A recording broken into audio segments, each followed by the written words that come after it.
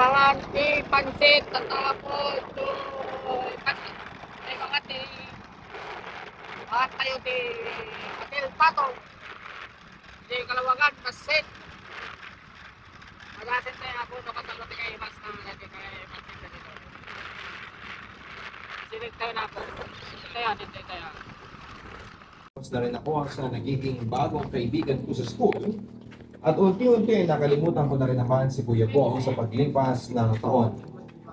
18 years old na ako at nasa second year college noon. May boyfriend na rin ako.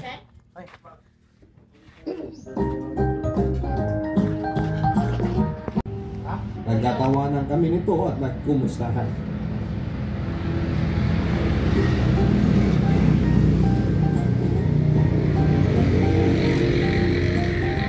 Gusto ko siya. Oo, Papa Dudut. Diretso kong inamin yon. Sabi ko, matagal ko na siyang crush noon pa lang 11 years old ako. Upang una ko siyang makilala at makita. Pero tinawanan lang ako ni Kuya Bong. Ang sabi niya, those puppy love. Sabi ko naman ay hindi puppy. Hindi na ako papayag na itago pa rin ang damdaming matagal ko nang tinatago at iniingatan. Nakakahiya mga aminin, pero nirap ko si Kuya Bong at sinabi kong until now, the feeling's the same. Kuya Bong, I love you. Pero kinalas niya ako sa pagkakayakap ko sa kanya. Ang sabi niya, mali daw yon dahil may asawa na siya. Kung ibang babae lang daw ako, baka pwede pa daw niya akong patulan. Pero iba daw ako. Ginagalang niya ako dahil kaibigan niya ako at parang nakababatang kapatid na akong ituring niya. Magkaibigan daw ang mga pamilya namin. Pero Papa Dudut, obsessed na yata talaga ako kay Kuya Bong, kaya hinalikan ko ito sa labi. Noong una ay ayaw ni Kuya Bong hanggang sa nadala na rin siya at may nangyari sa amin on. Sabi ko ay mahal na mahal ko siya, sana ibigyan niya ako ng pagkakataong patunayan yun. Pero ang sabi niya ay mali yun at may asawa na siya.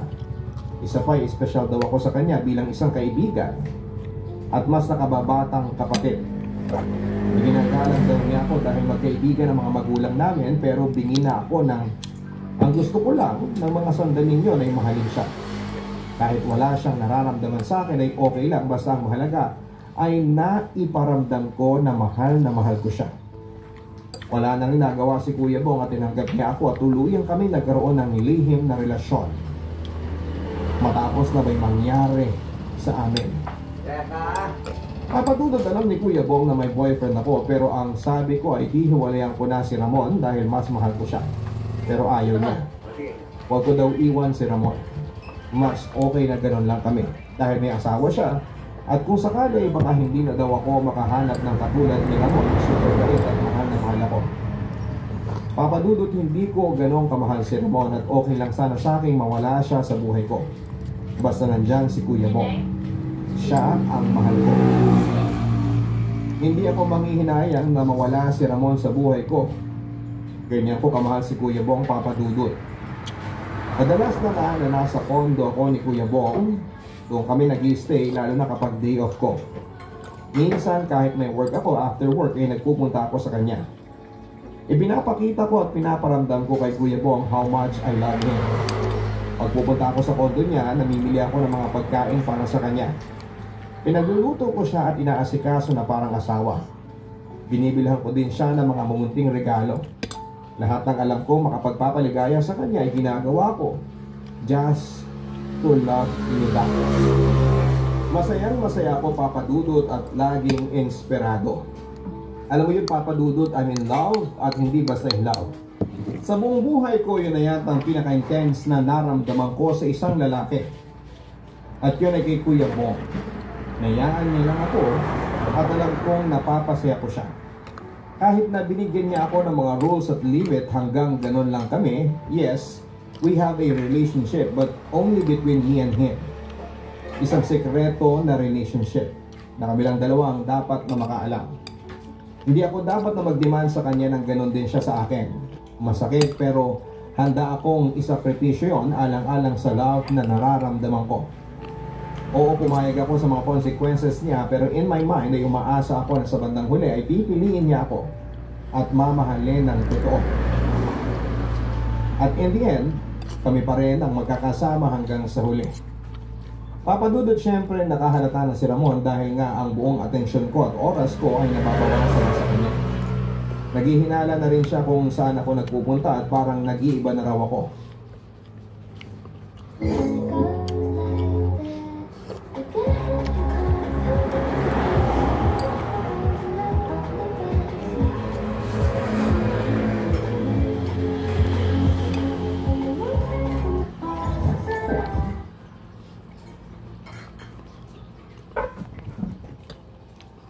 Busog lang, dito ka sa makinipan si Teto'y kasalo pa. Busog lang, sa Happiness pa. Naraw ako. Kung ano-ano na lang daw ang dahilan at alibay ko. Pero syempre hindi naman siya tanga para hindi makahalata. Kaya minsan na wala kaming pasok ay nagpaalam ako kay Ramon na uuwi ako sa amin sa Bukawi. Pero sabi niya ay sasama siya. Madalas ko naman talagang isama noon si Ramon sa amin sa Bukawi pero data may nagdahilan ako para hindi siya makasama. Dahil ang totoo, papadudod ay pupunta ako kay Kuya Bong. Kahit na may trabaho si Kuya Bong ay may susi ako ng pondo niya at nakagalian ko ng mga pinaglalaba ko siya, pinaglilinis ng bahay, pinagluluto, etc. Hindi ko alam na sinundan niya ako at noong nasa loob na ako ng pondo ni Kuya Bong ay tinawagan niya ako. Sabi ko kunwari ay nasa biyahe na ako pauwi sa amin. Sabi niya, kinukumusta niya lang ako, pero pagkatapos namin mag-usap ay may kumatok sa pinto at agad ko namang binuksan ang pintuan. Ang akala ko ay si Kuya Bong dahil alam niyang magpupunta ako doon. Pero nagulat ako na si Ramon ang napagbuksan ko. Para akong naging estatwa sa pagkabigla. Nang mahimasmasan na ako ay nag-usap kami sa loob. Alam ko mabait si Ramon at maunawaan niya ako kaya umiyak ako at malumanay kong ipinaliwanag sa kanya ang lahat. Na may mahal na akong iba. Hindi ko sinabi na si Kuya Bong na taga sa amin at may asawa na ang pinalit ko sa kanya. Nagsinungaling ako na nakilala ko lang si Bong sa simbahan ng Baclaran at ngayon ay kami na. Sinabi ko rin na mahal ko si Bong at hindi ko nagawang aminin sa kanya ang lahat dahil natatakot ako at naaawa sa kanya. Dahil alam ko naman na mahal niya ako at ayokong saktan siya.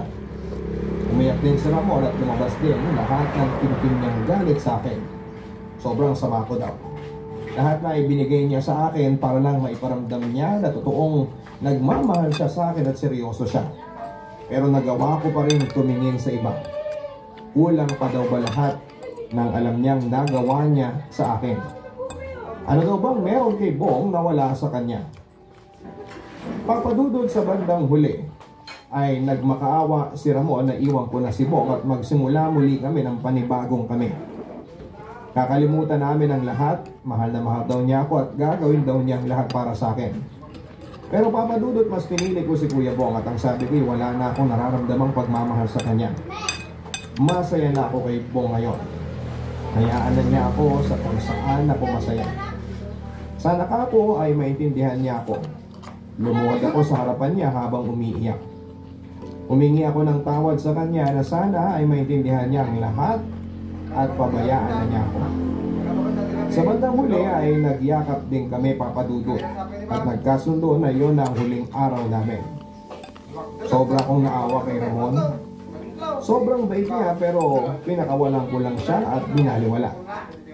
Pero wala akong magagawa kung hindi naman talaga siya ang mahal ng puso ko. Papadudot kinuwento ko ang lahat kay Kuya Bong noon.